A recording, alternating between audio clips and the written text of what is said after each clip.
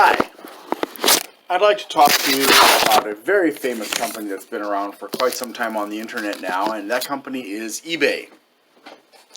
A couple decades ago, I used eBay to sell some antiques that I had, and that was fine. It was an easy experience. Well, except for technologically, I didn't have a lot of experience with making listings and stuff like that, so that was a bit of a challenge. But I did manage to sell a few things, and then I didn't use it because I left the country and didn't have a reason to use it. Um, then when I came back to the United States, a friend of mine gave me some computer products that he said, you can go ahead and sell these and you can keep the money from it. Um, and so that's what I tried to do. Before I did that on eBay, however, I asked my uncle, who has been selling online for many years now, which platforms he would recommend, and he said, I don't recommend eBay, and he also mentioned that he didn't care for our Craigslist, and so with a shortage of choices that I was aware of anyways, I did sell some computer items on eBay, although I found it kind of frustrating because a lot of people that I was selling to were expecting me to give them an insanely low price on what I was selling, to the point that a lot of the stuff I just didn't bother selling because either I didn't get a response or they were asking for too small of a price, and they weren't willing to increase the price. Then last year, was it last year or was it this year? Last year, I had some stuff I needed to sell off, and I was also doing some shopping online, and so I had some old items that I wanted to sell off. Some of them didn't sell, a few of them did, but most of my products didn't sell. These were antiques that had been in my family since I was little, for the most part, and I was I didn't have any use for them, and I thought maybe there'd be somebody out there that would want them, and it mostly didn't work. There was, however, a set of records, classical music, which I had remembered from when I was a little kid, and so the approximate date of production was around 1977, and I put this up online and relisted it, and eventually I got some responses, which I'm going to be talking about later. But it wasn't really the kind of experience that I had hoped for, as far as selling on eBay is concerned. I'd really hoped for something better. And it's entirely possible that I just wasn't savvy about the right way to list things, and so on and so forth.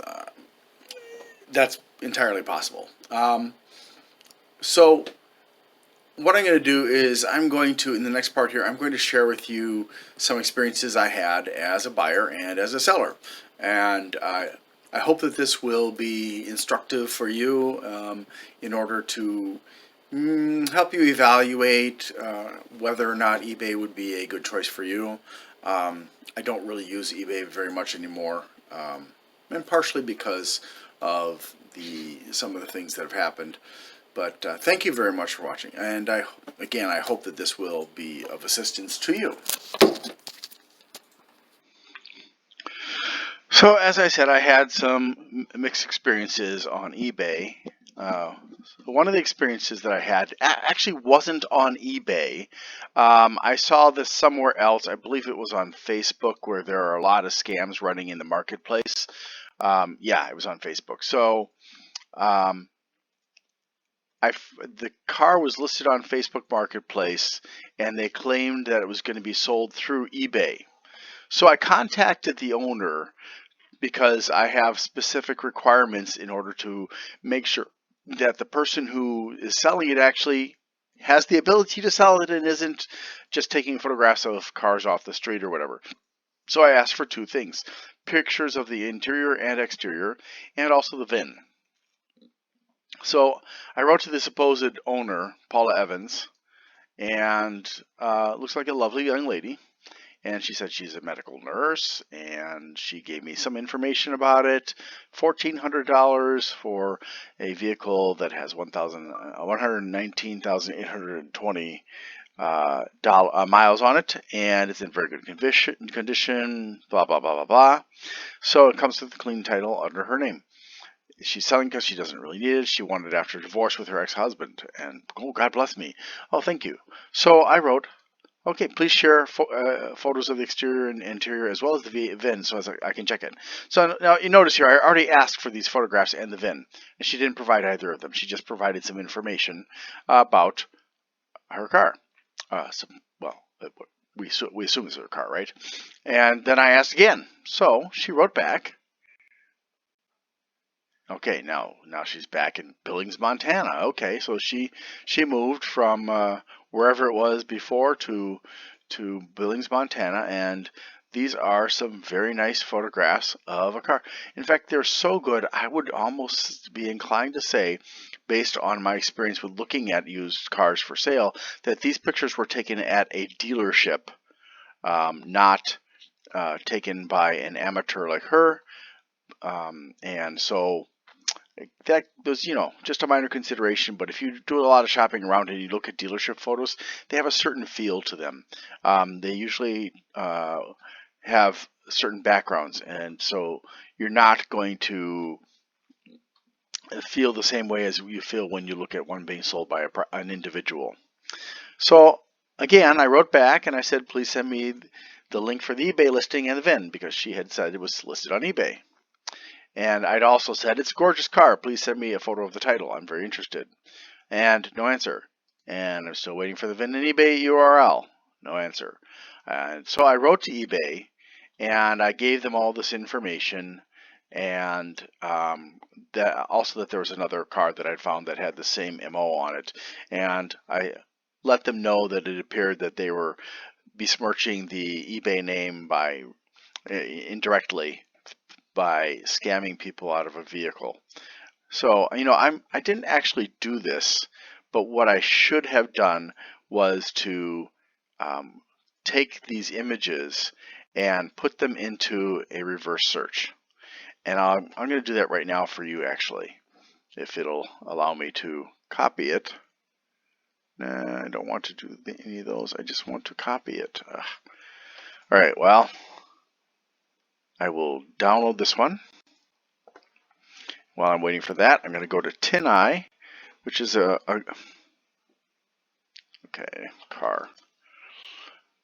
I'm going to go to TinEye, which is a great resource for reverse searching pictures. And then I will go to my downloads. Excuse me.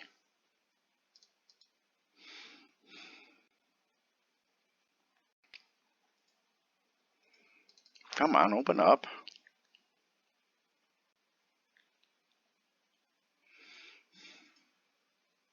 Man, wish I had a better computer.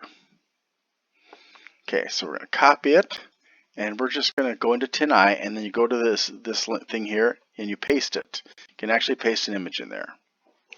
Now remember, this is a 2020 photograph. 636 results. And it's not ordered by date, so you have to change it. Still not sorting it by date. Okay, so, that's a sponsored link, that's why. Okay, so it was first listed, but not with the same background. Now, that's the problem. We got to find the one that has the same background. So the website hasn't actually found that way. So let's go back to this one. And remember, we're looking at a car that looks like that.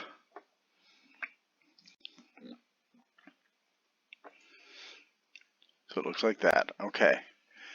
And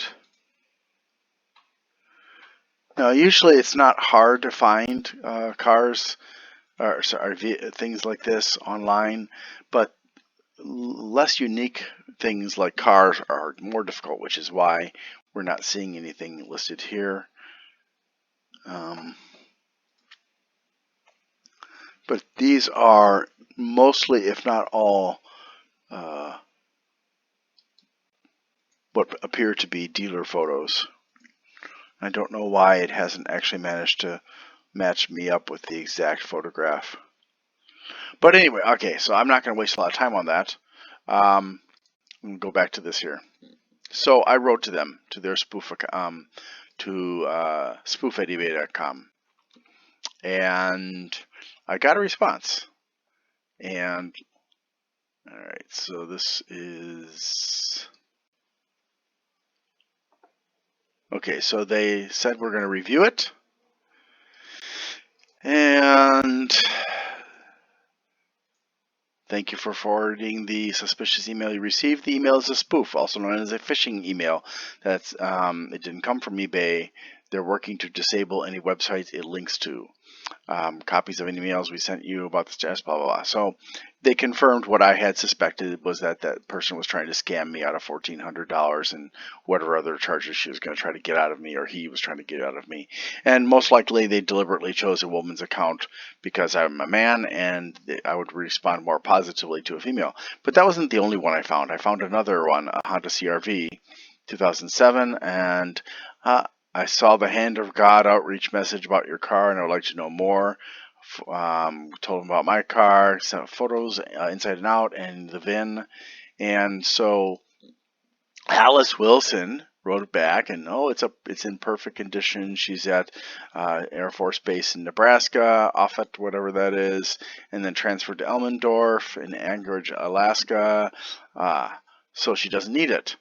And she doesn't want it sitting around, and she needs to sell it right away. Now, putting a pressure on the buyer is a common tactic that sellers will engage in order to make people overlook things because they if you really like it, you don't want to lose it, and you don't want to lose the opportunity, so you will ignore the signs that it has been abused or that it's a scam or whatever.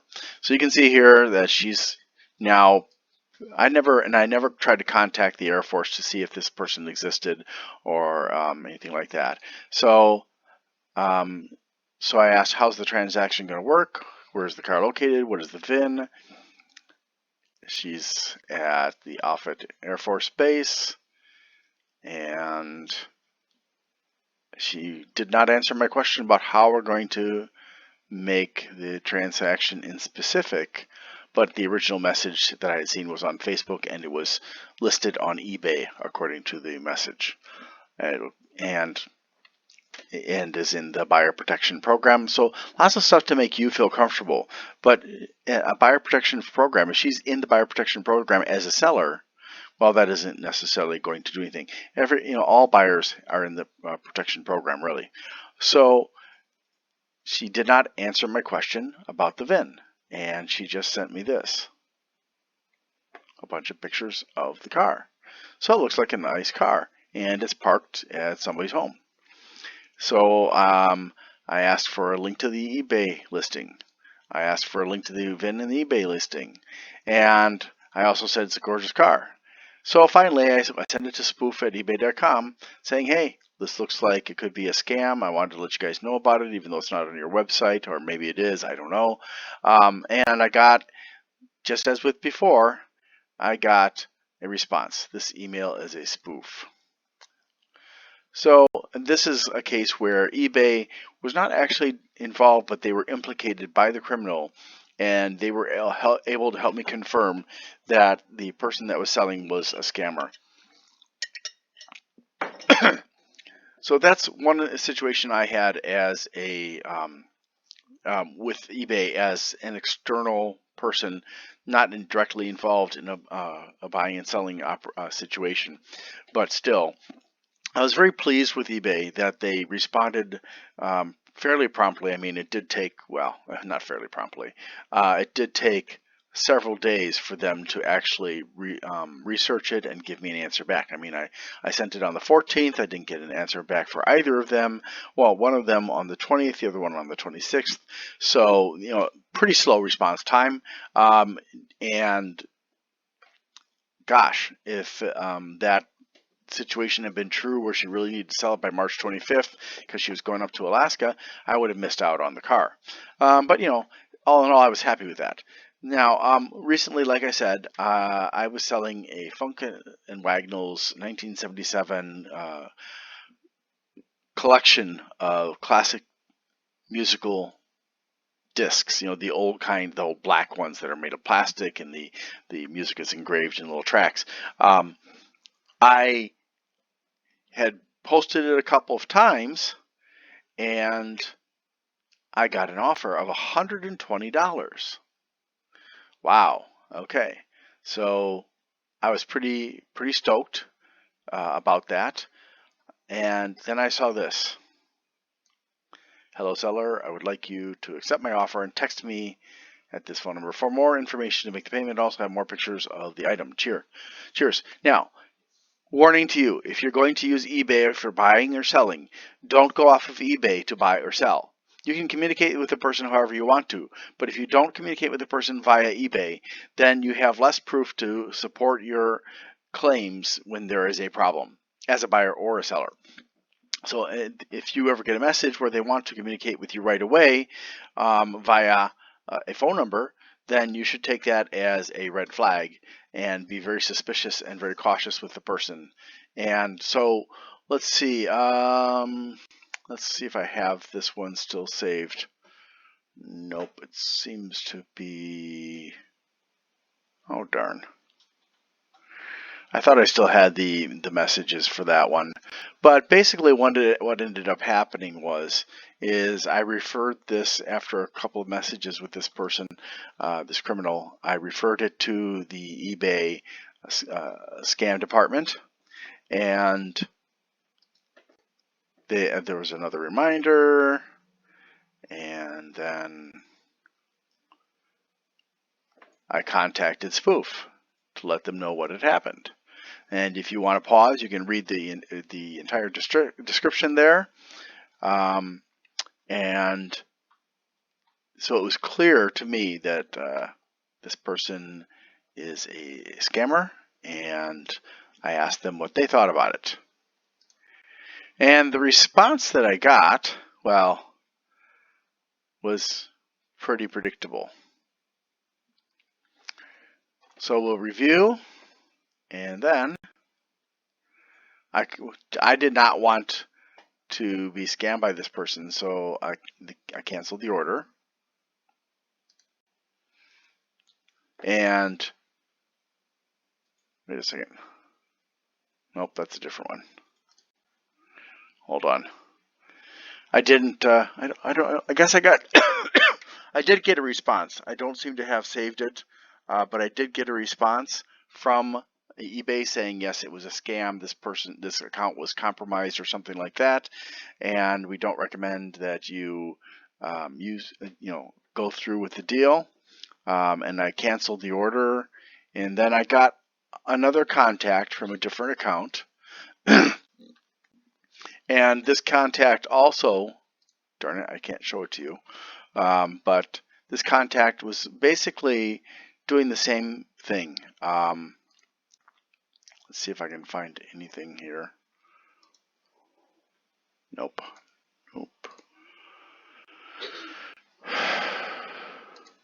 Okay, so this one was really suspicious. Okay, and $350 for this package was way more than I had been hoping for. I mean, I was very excited about it, but then I saw that they wanted me to contact the person by phone number, and they spaced out the phone number so that it didn't look like a phone number, so that it wouldn't get censored by eBay. So, and text only. They didn't want to talk to me on the phone, which indicated to me that something was definitely not right with this. So, again, I contacted eBay and I told them that it was suspicious to me. And then I told them, this is the second one, and so on and so forth. Gave them some advice. Not like they need advice. I'm sure they're well able to handle this thing, but I gave them some suggestions, and it said that, oh, you've received a message from a compromised account, so don't respond. And they gave some very, very useful advice, and you can read that if you want to pause for a second there, or a minute. And another person sent out a request to buy it for a fair amount of money, and I also reported this person, and eBay came back and said, hey, guess what? That's a scam too. And so this was a really frustrating experience because person after person, we got another one here, Perot. I reported each of them and let them know, hey, and they said, yeah, it's a scam. So you got to be really careful on eBay sometimes, because people will try to get you to, they'll manipulate you. Okay, they'll try to get you to do the transaction outside of eBay so you can save money. They'll try, and which means that you will not be protected by the eBay buyer program and buyer and seller program. And they try to, basically make you feel like you're better off not using eBay in order to complete the transaction. And that means that you're going to get screwed. And if I had not been aware that what they were doing was wrong, then I would not have gotten anything, and I would have been ripped off, lost the album. Why they wanted the album, I'm not sure. It could be that they're part of a counterfeiting operation and needed a nearly mint condition set, or it could be that they realized the true value of it and knew somewhere else they could sell it for much more and didn't want to have to pay for it. And they also sent me a warning and warned that this is an account that has been accessed by a third party and was trying to defraud members.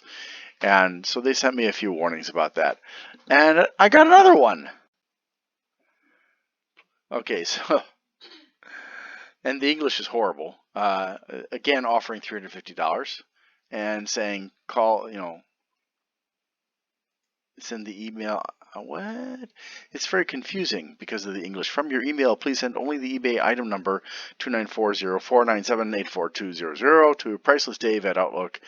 So they've deliberately tried to avoid being caught by eBay by changing the email address into an entirely text format like this. And so you would have sent it to pricelessdave@outlook.com. And I would have been ripped off. And I reported this one too, and the same thing happened. Okay, so these are some examples of what I've gone through as a seller. Now I want to show you a situation that I had back in June of this year, with eBay as a buyer. I needed to upgrade my hard disk drive in my laptop, and I decided that I wanted to get a SATA, or which is solid state technology, or solid state drive. And so I contacted the seller saying I wanted to get this device here, and as you can see from here, the transaction was made and it was delivered on Friday, June 11th. However, upon opening the item, I discovered that, there wasn't anything in there except for a roll of black electrician's tape and the plastic container for it to keep it from jostling around. And that, I was very unhappy about that. So I immediately did a few things. One of them was, hold on here. Sorry, there's a lot involved in this, so this one's a little bit complicated compared to the previous ones. Okay, so I wrote to the guy and complained to him, and I still have some of the messages between him and I, but not all of them.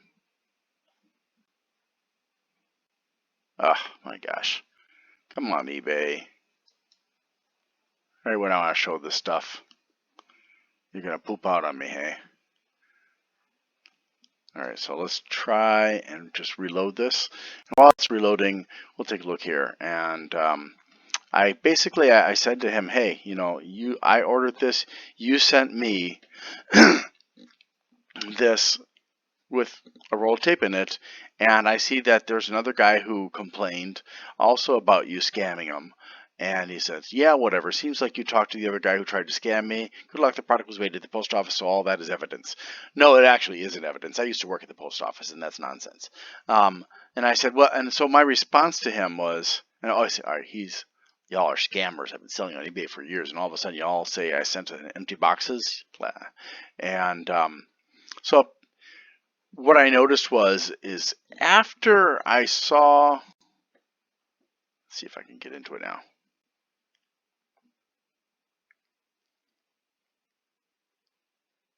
Okay, I can't contact this guy because the transaction ended more than 90 days ago. Whatever. So basically, yeah, it's the same thing. I can't really show you the full history. Let me see if I can go into Send here and show you anything. Okay, this one. I was very angry when I wrote to him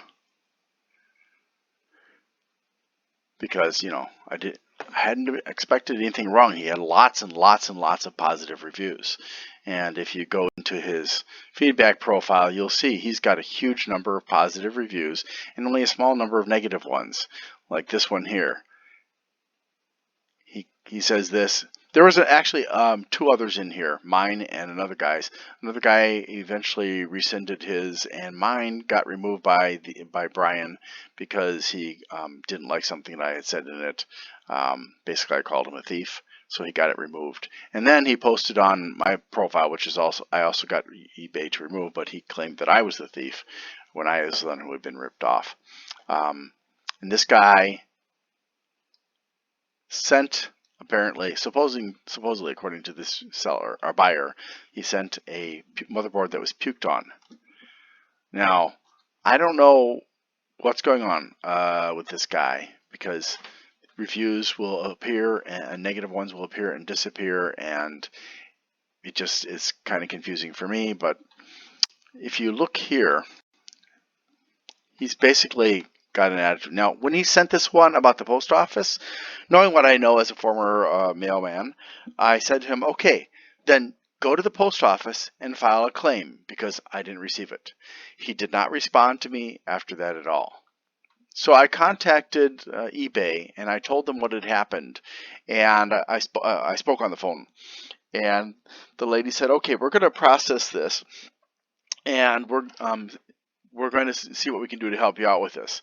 And I sent them photographs of the tape inside the box and so on, and I explained everything, that he was unwilling to cooperate with me on this issue, and so I was pretty upset, and they said, okay, well, we're going to take care of this. And I was trying to think of all the ways I could to make sure that this guy would not be able to rip me off. So I remembered that PayPal, which was the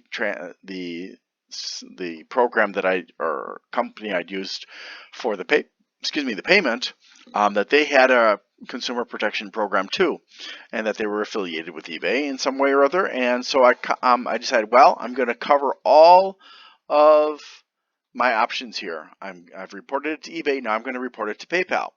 Now, what I didn't understand is that if you report a case to PayPal and if you have one open in eBay, the one in eBay will automatically be closed. Further, once that happens, it gets really messy. Okay, so let's see if I can try to show you this stuff. Where is it?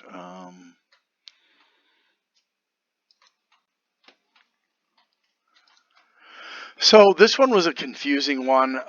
The person said their name is Raphael, but signed it as Stella, and said that, oh, hey, sorry, we can't do anything because it was closed on eBay because you opened a complaint with PayPal, and you should contact PayPal. Now, I had also talked to them on the phone to try and get this problem fixed, and they had told me, the eBay person had told me, you need to call PayPal and get them to delete the case.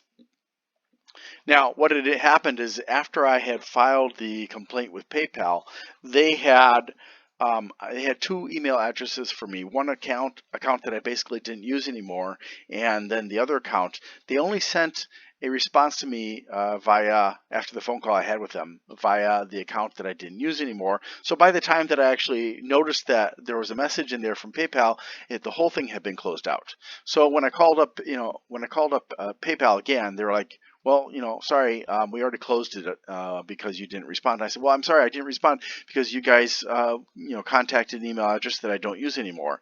And we changed my email address so it was correct, and the person was very nice and actually refunded the money. But I still wanted this guy who had ripped me off to be dealt with. So I kept on trying to contact eBay, and I kept on getting answers like this. Oh, you have to contact PayPal to get them to close the case.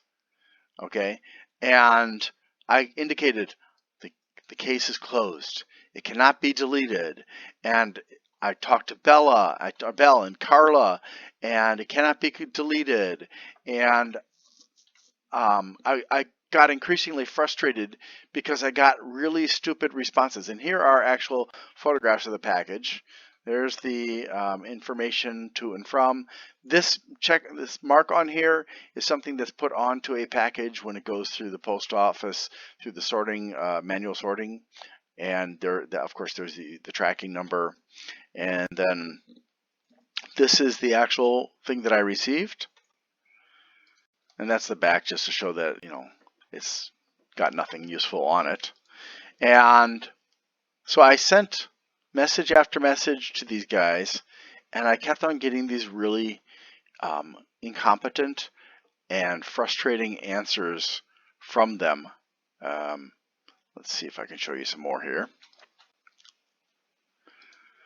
So Tracy says, oh, after a careful review on your account, I found out that you were able to open a dispute with PayPal, blah, blah, blah, blah, blah. And it was closed, and they have to handle it. And the message that I had sent, which is here again, you can go ahead and pause and read the whole thing, was completely ignored. They didn't respond to the other situations in here. They did not respond at all appropriately, and this is what kept on happening again and again and again. So I actually called up customer service, and I escalated it to a supervisor, and I said, okay, these are the things I want. I want you guys to keep an eye on this guy because he's ripped me off, and I want you to know that the treatment that I have received from customer support has been horrible. I have sent messages and they ignore my messages. They don't answer me about questions that I have or concerns that I have, and it's just some of the worst customer service via email that I've received in my life. And finally, and I had trouble because the people I was talking to were from the Philippines, and they were nice people, but their English wasn't necessarily always good. And so it took a lot of effort to get them to understand what I was asking for, what I expected of eBay. And in the end, Brian is still online, still selling stuff and occasionally ripping people off, I guess. And then I don't really feel like they actually cared. And here's the reason why.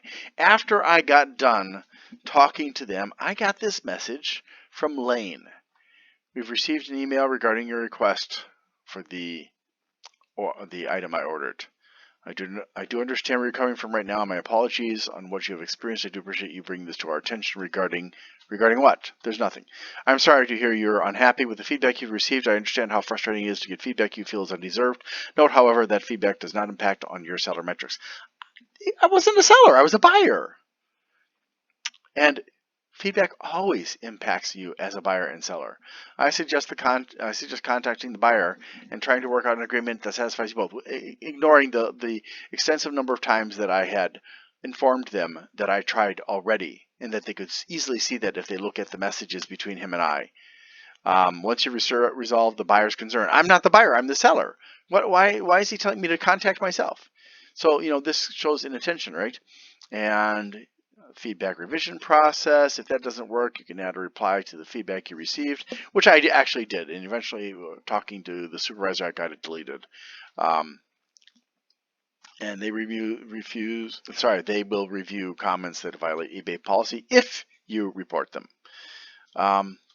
So I wrote back, and being as someone with a lot of experience in customer service, I gave this guy feedback on exactly all the mistakes that he made. One, you stated you wanted to help me with an appeal. And so I'm not going to read this whole thing to you. You can go ahead and pause and go ahead and read this if you want. But this is just a breakdown of all the mistakes that he made.